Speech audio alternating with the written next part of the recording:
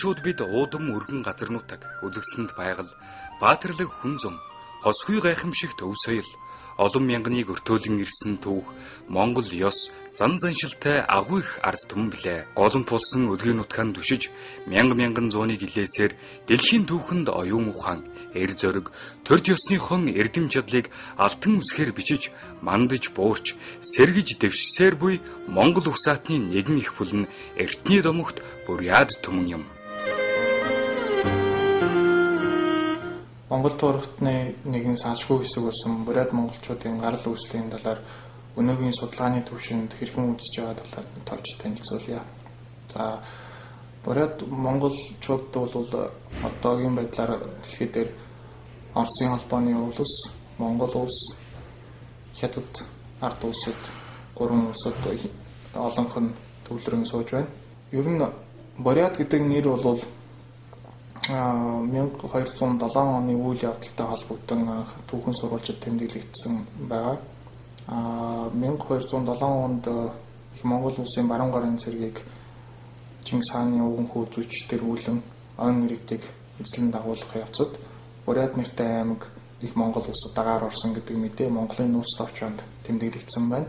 Тухайн үед энэхүү Буряд гэдэг аймаг нь Оросын холбооны улсын эрхүү мужийн орчим нутгалж байсан болов уу гэж эрдэмтэд үзэж байгаа.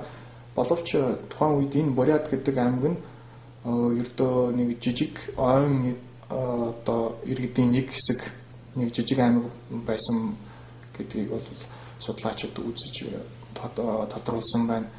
Одоогийн Буряд монголчууд дотор багтаж байгаа овг аймагуудын дийлэнх буюу 80 орчим хувийн тухайн үед энэхүү 1207 онд тэмдэглэгдсэн Буряд нэртэй аймагт бол багтдаггүй байсан. Буряд гэдэг үг нь өөрөө бол одоогийн судалгааны түвшинд бол юу гэж тайлбарлаж байгаа вэ гэхээр ойролцоогоор нэг 5-6 одоо таамаглал тайлбарууд дэвшүүлэгдсэн байгаа. За нэг нь бол түрк хэлний бүрий буюу чон гэсэн үг дээр монгол хэлний олон тооны дээд дагаврыг залгаад одоо чоннууд буюу өөрөөр хэлбэл чон шүтлэгтэй, чон тотемтэй улс овг аймгийн нэрээ гэж нэг хэсэг судлаачид таамагласан байдаг бол нэг хэсгийн судлаачид нь бол монгол хэлний бургас буюу мод гэсэн өөрөөр хэлбэл бургас шүтэнтэй нэг аймгийн нэрээ гэж тайлбарласан нэр байгаа. Буряд монголчууд бол үндсэн 6 хэсгээс бүрэлдэж байна гэж үзэж болно. За энэ бол Булгад, Ихэрэд, Хорь Буряд, Хонгоодор, Сэлэнгийн Буряд болон Хамниган гэсэн одоо үндсэн 6 хэсгээс бүрэлдэж байна гэж үзэж болно. За үүнээс бол тэр түрүүн хэлсэн 1207 онд Буряд гэдэг нэрээр тэмдэглэгдсэн аймаг бол Булгад юмаа гэж одоо орчин үеийн судлаачид бол үзэж байгаа. Булгад аймаг угсаатан бол өөрийгөө Буряд гэж хэлдэг. Байсан нь бол одоо сурвалж болон аман мэдээгээр нотлогдож байгаа. Бусад нь бол 1207 онд бол тухайн үед Буряд гэсэн нэр дор багтж байгаагүй гэдэг нь бол одоогийн судалгааны түвшинд бол тогтоогдоод байгаа.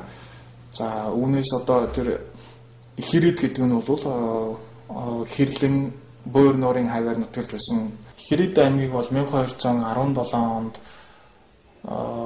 байгаль нуурын баруун хэсэг рүү Хонгирад болон бусад аймагуудын хамтаар тэнд одоо цэрэг суулгах маягаар илгээсэн нь хожим одоо Бурят түмний бүрэлдэхүүнд орсон гэж судлаачид үзэж байгаа. За Хэрэд гэдэг бол нэг л аймаг юм аа гэдэг нь бол одоо тогтсон байгаа. Бурят монголчуудын дийлэнх олонхыг одоогийн байдлаар эзэлж байгаа 20 Бурят тэрний салбарлсан агын Бурят бол мөн Монголын нус товчоонд бас тэмдэглэгдсэн байгаа. Энэ бол Монголын хаан угсаа Чингис хааны дээд язгуур Бодончорын төрсөн ихэнх Алангой гэж 20 төмөдийн хорилортой мэргэний охин гэж Монголын нус товчоонд гарч байгаа. Энэ хүн хорилортой мэргэн гэдэг нь бол 20 Бурятын домогт гардаг. Хортой мэргэн гэдэг хүн юм аа гэдгийг бол одоо судлаачид тогтоогоод энэ 20 төмөд гэдэг хоёр аймгийн холбоо байж агаад 20 нь бол Бодончорын үед 10-р зууны үед байгаль нуурын зүүн эргээс одоо оног мөрний ихэнх хүртэл нүүдэлэн ирж монголчуудын бүрэлдэхүүнд орсон гэдэг одоо судалгаагаар тогтоогдсон. Сэлэнгийн Бурят гэдэг нь бол ерөнхийдөө халах болон өвөр Монгол, ойрд Монголоос одоо одоодын дайн самуун гадны эзлэн түрэмгийллээс зугтаж дөрвөж очсон монголчууд олон овгийн улсууд байгаа. За судлаачид ерөнхийдөө судлаад ойролцоогоор 80-90 овгууд бол эдний бүрэлдэхүүнд багтаж орсон байна гэдгийг тогтоосон. За ихэнх нь бол халахын одоо дотоодын дайн самуунаас болж одоо Бурятын бүрэлдэхүүнд ороод Бурят гэдэг нэрийн дор багтахулсан. Тийм учраас одоо ерөнхий нэгэн нэр байхгүй одоо газар зүүн нэрээр нэршиж өөрөөр Сэлэнг мөрний дагуу нутгалсан учраас Сэлэнгийн Бурят гэх нэртэй болсон байна гэж үзэж байна. ЮНЕСКО-гоос одоо дэлхийн хэлнүүдийн гаргасан бүртгэлд бол Бурят хэл гэж тусдаа хэл гэж үзсэн байдаг. Монгол улсад бол Бурятыг бол монгол хэлний нэг салбар аман аялгау гэж үздэг.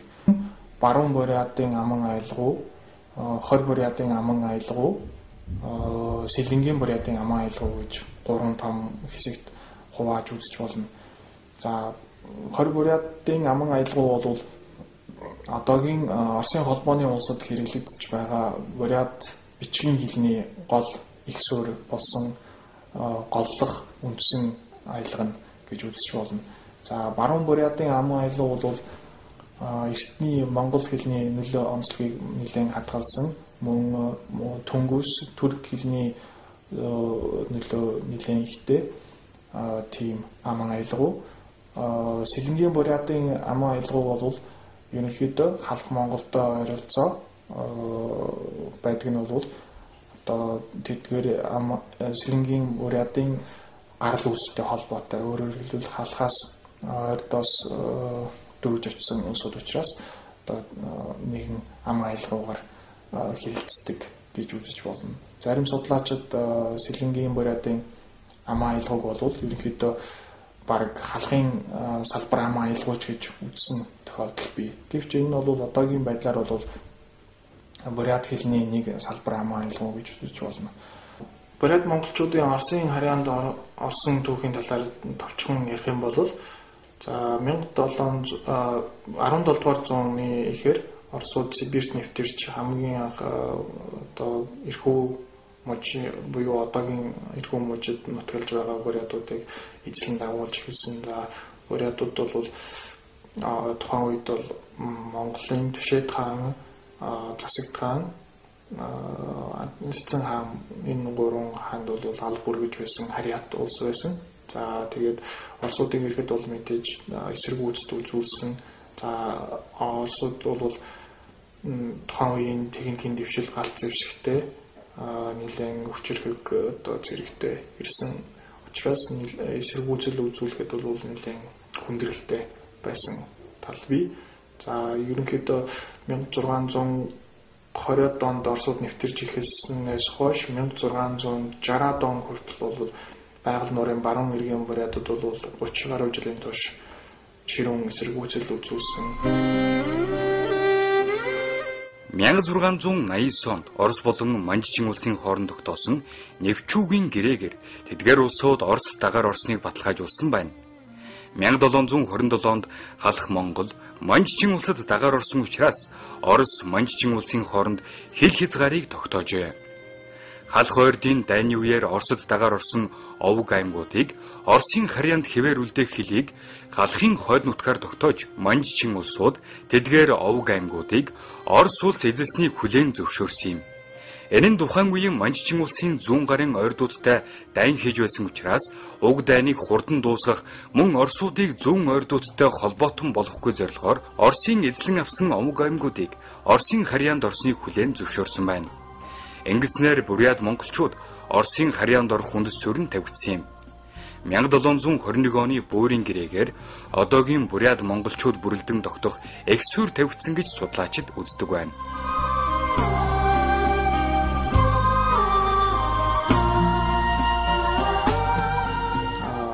Тэгээд ерөнхийдөө албаа нэг жил албаа өгсөн боловч дараа жил нь одоо өгөхгүй эсэргүүцэх гэх юм уу ер нь их нэлээд тэмцэлтэй байсан.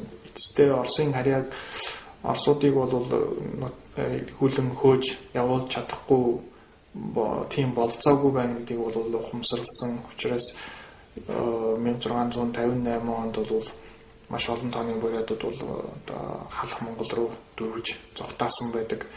Одоогийн Монгол улсын баруун хэсгээр одоо Баян Хонгоргой, Валтай гэх мэт нэлээд зэлүүд газараар очиж нутгалсан. Зарим хэсэг нь бол Хөвсгөл, Булган, Завхан аймагуудаар очиж суусан. 1903 оноос эхэлсэн Орос захиргаатай болох бодлогыг бурятууд анханаас нь эсэргүүцэж олон удаа элч төлөөлөгчийг тухайн үеийн Оросын нийслэл Петербургт илгээж Оросын хаантай уулзаж засаг захиргааны шинжилгээг эсэргүүцэж хуучин хэвээр нь үлдээхийг уламжилж байжээ. Гэсэн ч Орос засаг захиргааны шинжилгээг хүчээр тогтоосон байна. Ийм байдлаар 20 дугаар зууны ихэнх үедээ золгосон юм. Үүнээс үүдээд Бурятын дотор үндэсний ухамсар сэргэх, эрх чөлөөнийхөө төлөө тэмцэх гол түлхэц болсон юм. Тухайн үед Европод боловсрол эзэмссэн Монгол улсын орчин үеийн шинжлэх ухааны суурийг үндэслэгч Жамсрынгийн Сэвэн, Бараадын Базар, Цэвгийн Гомбожав зэрэг бурятууд энэ тэмцлийг тэргүүлж байжээ. Үүнтэй зэрэгцэн 1905 он 1917 онд хоёр шудаа Оросд иргэний хөвсгөлдөгдөж мөн дэлхийн 1-р дайнч эхэлсэн байна. Энэ үед Бурятад засаг захиргааны бодлого ихээр алдагдсан юм. Дэлхийн 1-р дайны сүүлчээр Оросд иргэний дайн дэгдсэнтэй холбоотой бурятууд дайны хөлд ихээр өртөж Монгол руу дөрвөж эхэлжээ.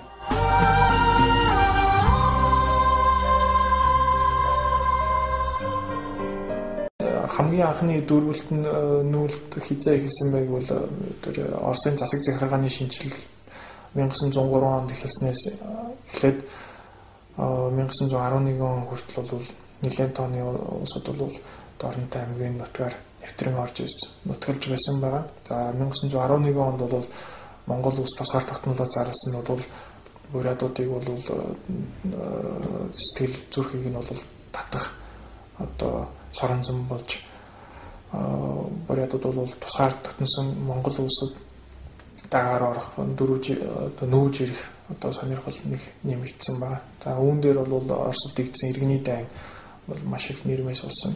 Одоо иргэний дайны хөлд өргөдөхөөс одоо сэрэмжилж тэрнээс цогцсон улсууд бол Монгол улс Монголтой хил залгаа аймаг хошуу болгонд бол нэвтрэн орж ирж байсан. За энэ бол одоо баруун талдаа хөвсгөлөөс эхлээд зүүн талдаа одоо хятад одоогийн хятад улстай хил залгаж байгаа Дорнод аймаг хүртэл бол хил энэ хойд хилийн дагуу бүх одоо аймаг сумдын дагуу бол бурятууд наашаа дөрвөн орж ирсэн байна. 2010 оны Нүхэн амын тооллогоор бол Монгол улсад 45 мянган бурят хүн оршин сууж байна гэсэн тоо гарсан байгаа. За энэ бол 1924 онд бол Монгол улсын анх дугаар их хурлыг хуралдуулахад Бурятын төлөөлөгч Гомбын тавьсан илтгэлд Монгол улсад дагаар орсон бурятуудын нийт тоо 16,000 гэж хэлсэн байдагтай харьцуулах юм бол нийлээд өссөн мэт харагдаж байгаа боловч 1937-38 оны хилмигдүүлэлтийн өмнөхөн хүн амын толгоор бол бурят монголчуудын тоо нийт 35,000 гэж байсантай харьцуулах юм бол маш бага тоо гэж хэлж болно. За энэ юутай холбож тайлбарлах вэ гэвэл мөн л тэр 1937-38 оны хилмигдүүлэлтээс улбаатай айдастай холбож тайлбарлах одоо боломжтой юм. Хүний улмаас одоо хилмигдүүлэлт болгонд улс төрийн хилмигдүүлэлт гэж байгаа боловч бурятуудын хувьд бол энэ бол одоо орчин үеийн улс төрийн шинж ухаанд геноцид гэдэг нэрээр тэмдэглэж үздэг ойлголтод хамруулж үзэж болохоор бурятуудыг зөвхөн үндэс угсаагаар нь ялгуурлан барьж одоо хилмигдүүлсэн олон орн алж устгасан үйл явдал юм. Энэ бол одоо зөвлөлт холбоот улс буюу тухайн үед тухайн зөвлөлт холбоот улсын тэргуунд байсан Йосеф Сталины явуулж байсан бодлоготой шууд холбоотой. Өөрөөр хэлбэл Сталины дорн зүгт хэрэгжүүлж байсан бодлогод бол Японы эсрэг болон Японтой харилцаж болох үе сэтгэлдүүдийн тоонд бол монголчууд төрийн дотроо ялангуяа бурятуудыг хамруулан авч үзэж бурятууд бол улс төрийн хувьд найдваргүй гэж одоо Сталин болон одоо тухайн үеийн зөвлөлтийн удирдлагууд үзсэн учраас Монголд шилжин суурьсан Монголын харьяа туусан бурятуудыг бол нэг ихээр хилмигдүүлэлт өртүүлж одоо насанд хүрсэн эрэгтэйчүүдийн 95%-ийг бол барьж хорьсон. Үүнээс бол дийлэнхийн одоо цаазаар авсан баримт байх жишээтэй. За үүнээс болж одоо Монгол улсын нийт бурят хүн ам бол өөрийнхөө одоо үүсэл гарал гэх юм уу энэ усаатны одоо ухамсараа бол ухамсарын хувьд бол нууж хаах явдал бол нэлээд байсан. За энэ нь одоо 1990 оноос хойш бол нэлээд тавигдж өөрчлөгдөж байгаа ч гэсэн одоо тэр нэгц бол одоо хүртэл хадгалагдж байгааг энэ 45,000 гэсэн тооноос бол харж болохоор байгаа. За эдгээр 45,000 бурят монголчууд ерөнхийдөө Монгол улсын хөвсгөл булган сэлэнг хинти дорнод аймагуудад төвлөрөн сууж мөн улсын нийслэл Улаанбаатар хотод бол олон тоотойгоор сууж байна. За Хөвсгөл аймагт бол нэг 1000 гаруй орчим, булганд за нэг 800, сэлэнгэд бол нэг 2000 орчим, хинтид нэг 6-7,000 орчим, за дорнодод бол нэг 16,000. Бос үлдсэн нь бол одоо Улаанбаатар хотод төвлөрөн сууршиж байгаа юм. Бол бурят бол монголчуудын нэгэн салшгүй салбар хэсэг мөн. Бурят монголчууд гэж нэрлэгдэж явсан. Монгол улсад бол бурят монголчууд гэж нэрлэгдэж байна. Бусад улсад бол одоо улс төрийн болон бусад шалтгаанаар бол зөвхөн бурят гэж нэрээр нэрлэгдэж байгаа юм аа. Хэдийгээр бид үндэс угсаа өөрчлөлөө. Эгэн газар шороо нутаг устай амьсгалах агаар нэгтэй Монгол улсын иргэн билээ. Уудам сайхан Монгол орны минь хүн ард нь мянгаар өсөн үржиж, даян дэлхийн жихнээ дуурсахалдар суу бэлгэн мөнхөд цуурайтах болтугай.